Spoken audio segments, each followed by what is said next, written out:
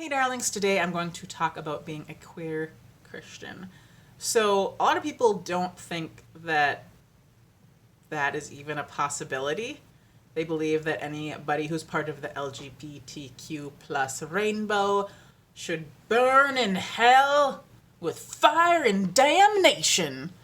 And I don't get that.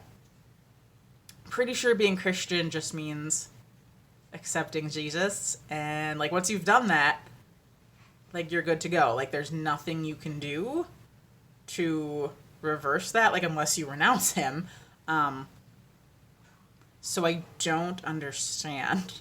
And I believe that there's a couple reasons why people get so weird about sexuality. So I think one, most people are straight according like to percentage numbers and research and all that. So more people are going to be straight than gay. So if you're straight, you don't really have to work at not being gay. Like it's not a sin that's difficult. So there's difficult sins like don't be greedy. That can be difficult. Don't be judgmental. Tricky for most people. There's a whole bunch of other ones, but don't be gay. Pretty easy for a straight person. And so I think they take that and they're like, well, I'm not gay, so that gay person over there, they're a dirty sinner, and God hates them, and they're going to burn in hell. And then they feel better about themselves. That's jacked up. Or they are maybe a little queer of some flavor, and they feel bad about it, because they're like, oh, I'm not supposed to be this way. So they have, like, you know, whatever sort of internalized gay phobia or something, I don't know. And then they are mad at people who are just living their lives that get to express that. And they're like, oh, how dare you get to do the thing I want to do that I'm not supposed to do. Rah! So I think that's part of the psychology of why people get so weirdly uppity about sexuality. And they're so mad about it. And I think about when I was a young wee Kira, I was taught that gay people were evil. And I was very sheltered and very naive. And I don't even know how this happened, like how I was so sheltered. I think I was just very shy and didn't have like a lot of friends. But I didn't think I knew like any gay people. I was like, there must not be a lot of gay people. And so like I pictured some like evil shadowy person when I was like thinking of a gay person. Because I just didn't know. Same thing like how I didn't think there were drugs in my city. And we're like a place of 87,000 people. There's going to be drugs, but I just didn't think there were. I'm like, that's something that would be in some other place. So I was very naive. Like, it's ridiculous. So when I actually knew a gay person, like a guy, a friend in high school came out, I was like shook. I was like, but you're not an evil, shadowy person. Because I'm like, this guy is smart, and he's funny, and he's kind, and he's good, and he's, like, attractive. He's not some, like, shadowy, like, evil, like, wart man. So I was very confused, because I was like, what? But luckily I had the wherewithal to have that questioning moment to be like, oh, hey, wait, what? Then to just blindly be like, oh, wait, you're evil. That's what I was taught. I'm just going to continue to believe that. So I know that some people are just, that's what they're taught and they never question it. I love to question things. I'm very curious. Probably an unhealthy amount. I love questioning things. So, yeah, other people might not do that. So they're just, that's what they're taught and it's passed down and that's what they believe and they're never going to change it. They maybe should. It's not so nice. Not so great. And another thing I think about is ye old Bible. A lot of the passages that are like, oh, a man with a man, that's an abomination. They weren't talking about like two consenting adult men. They're talking about one adult man and one ye old boy. And like temple prostitutes, because that was a thing that the Romans liked to do, I guess. Where it was just rape, boy rape. Yeah, I would call that an abomination. Pretty sure most people would. And it's frustrating that that's how it was translated. It's like, oh, two men, naughty, naughty, it's an abomination. And I believe the word homosexual wasn't even like in the Bible for quite a while. Just like one day some person decided to translate something and they're like, oh, homosexuality is an abomination. So just looking at how people translate stuff is interesting. And it's like, why? Why did you translate it like that? I don't understand. And also the thing about the Bible is that we're under grace and not the law. So I do believe that the law, so basically all the stuff of the Bible, of the you should do this and you shouldn't do that, I believe it's like a guidebook. And I believe it has two purposes. So one, for us to realize that we can't do it without God, that if like you were to try to follow all of the law, like you would just fail horribly all the time. And so it's like, oh, a kind of a humbling thing of like, I need God.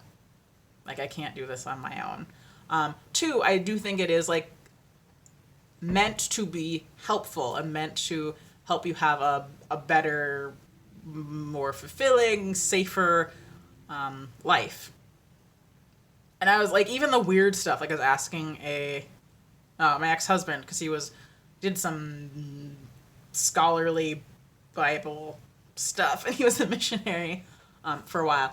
And I was like, what's up with the fabrics thing? They're like, don't mix two fabrics. I'm like, what is that? Like, is God just making random rules up just for funsies? And he was like, oh, actually, like, they didn't last as long. Like, if you mixed two different kinds of materials to make your clothes, like, they would fall apart more quickly than if you used, like, one thing. And I was like, oh. So I'm like, that's a helpful thing. That's actually, like, good. Or, like, don't eat shellfish. Well, you think even nowadays you can get food poisoning from shrimp. So it's like back in the old days, maybe more likely, don't eat shellfish. Or pork, there's whatever parasite in there. So back in then, maybe don't eat some pork. Those like whatever hooved creatures, maybe they're more likely to not be good for you. I don't know. So I'm like, I feel like a lot of the stuff in there. Not so much sure about stoning people. I mean, I suppose it really kept you in line. And if you were like just awful and mouthing off to your parents, it's like, let's go stone him. Like, you're gonna have some pretty well-behaved kids if you're just stoning all the like not great people. So I don't know so much about that, but I feel like in general, most of the law is meant to keep your life fairly decentish and have the whole of society work together generally-ish well. And to keep all the like persons who are like worshiping idols like out of your life by stoning them to death. Maybe don't do that. Maybe don't stone pagans. It's not very nice. Where am I going with this? I'm confused. The Bible is confusing. I don't even know I'm talking about this. So my other thought is love. Love is important. Because I feel like the biggest thing is like, love God, but love your neighbor as you love yourself. And so I'm like, why do we do this? Like, why do people get so angry and mean? Don't understand. And I think about, Jesus hanging out with the prostitutes and the tax collectors who were basically like traitors to their people back then, like taking taxes, giving them to the Romans and keeping some for themselves from their like own people. It's like hanging out with them. So I'm like, who would Jesus hang out with nowadays? Would it be like a whole bunch of LGBTQ plus people? Would it be like all the sex workers? Because we still have prostitutes. Who would it be? It makes me wonder. And I bet like if a lot of the country, I bet he would hang out with like super Trumpy people and super liberal people. Just so like the other ends of the spectrum would be like, can't believe he's hanging out with that Trump supporter.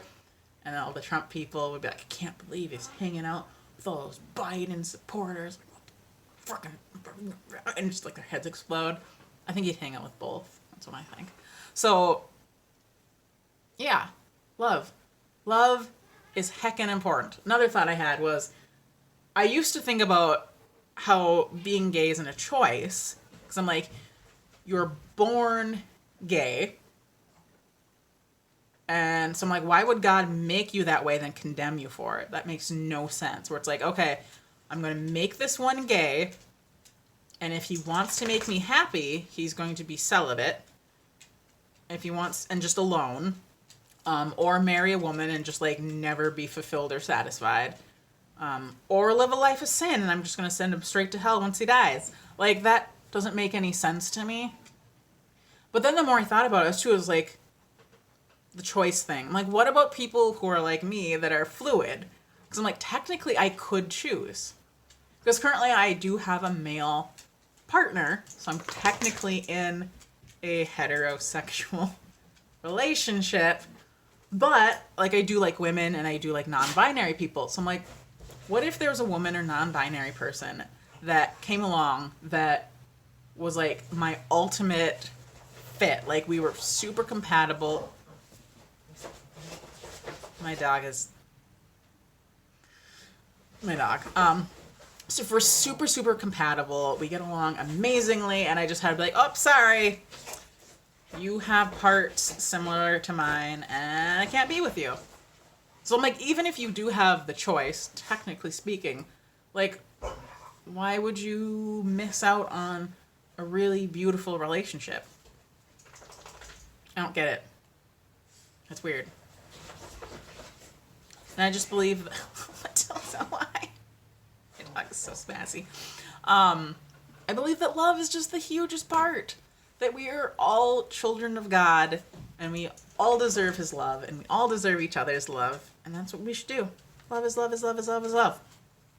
One of my favorite songs is The Proof of Your Love by For King and Country. Because it's talking about it, like, without love that we're nothing. So love. Love God, love other people, love yourself. Do it. Kira said so. I don't know why you should listen to me. I think about things a lot. Does that count? I don't know. Anyway, thank you for joining me. Please like, comment, subscribe if it floats your boat. I write books. You should check them out if they float your boat. Leave a review. Okay, bye.